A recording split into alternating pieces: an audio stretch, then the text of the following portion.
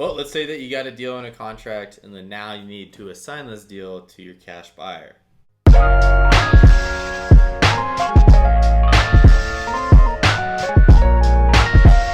Hey, what is going on, everyone? Devin can up here with another video, provide massive value and awesome content like always. And in today's video, I'm going to be talking about the assignment contract. Now, before I jump into it, I got two things. The first thing is, first of all, I'm not giving you guys any legal advice, just kind of like the purchase agreement video.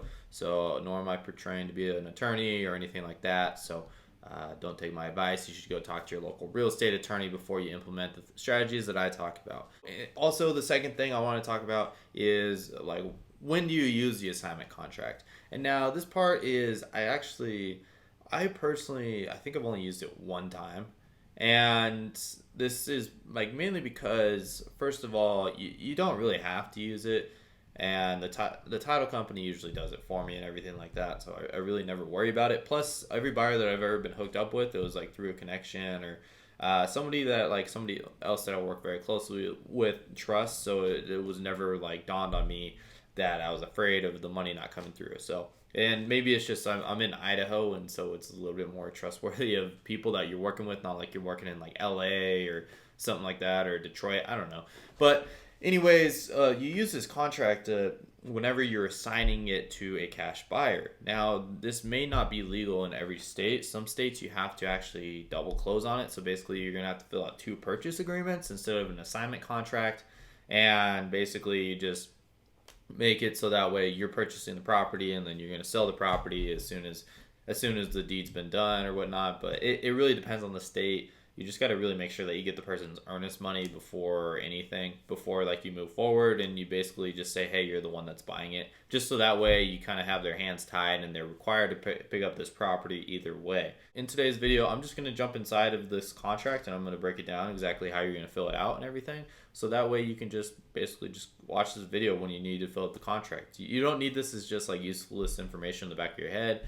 I would just use this video for whenever you already have a deal under contract and now you just need someone to sign it, as this isn't that important of a step. Like I said, I never filled these out. I've done it once, and I just make the title company do it, and they're the ones that piece it all together. I don't even think they use an assignment contract. I don't know.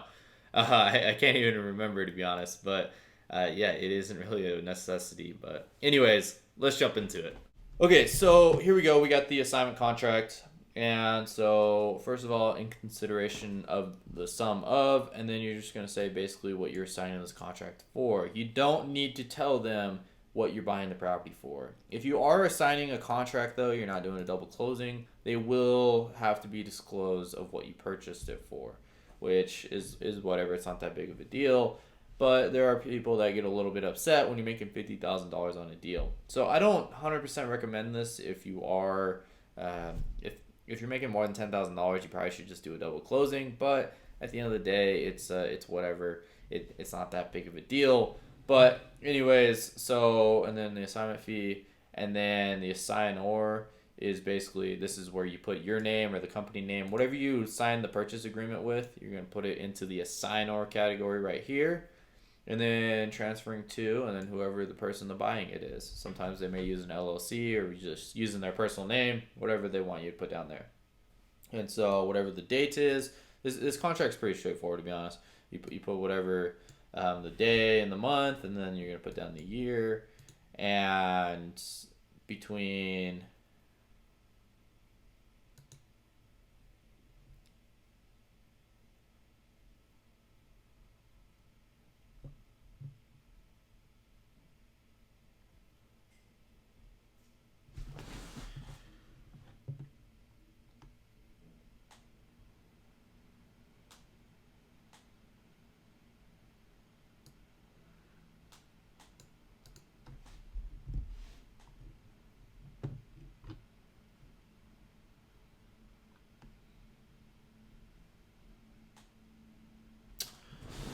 And so right here, you're going to put between whoever the assignor is and then whoever the assignee is. Pretty simple. And then concerning the property located at 123 Main Street, whatever the address of the property is. And so obviously you guys can read through this stuff. I'm not going to fully read through it. It's pretty self-explanatory. It's just kind of some simple stuff, making sure that everything's And if basically like the person buying the property is going to lose his earnest money if he can't perform or whatever it may be.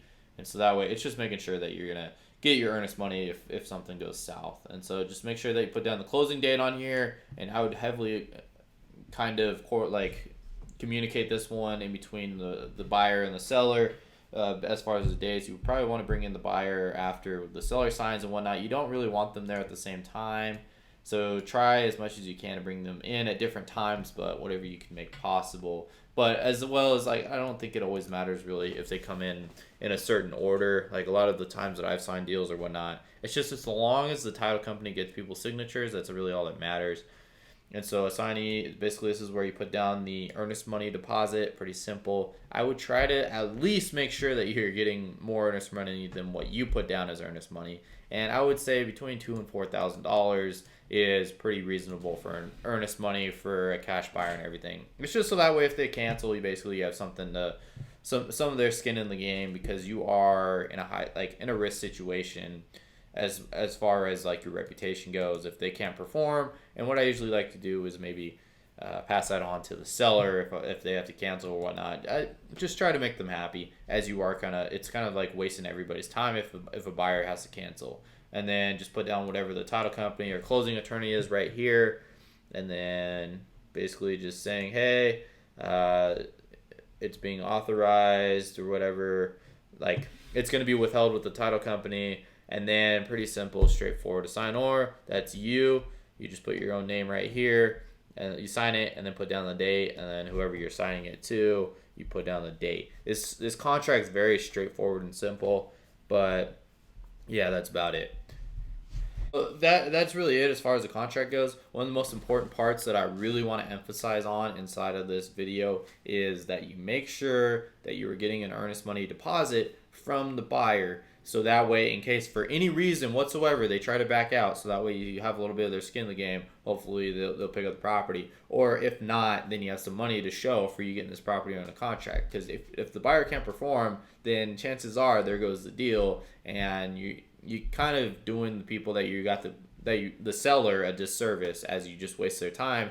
And when we're dealing with motivated sellers, this stuff is very time sensitive. Just please make sure that you understand that part, and that you can try do whatever you can to make sure that buyer, once you decide that they're going to be the one purchasing the property, that they are going to be the one that isn't backing out or any way, shape, or form. And so just another reminder, if you guys want these contracts, all of them, I'm going to have down the purchase agreement, the assignment contract, as well as the JV agreement. They're all down below. It's all in one link. Just click it. It's going to send it off to you.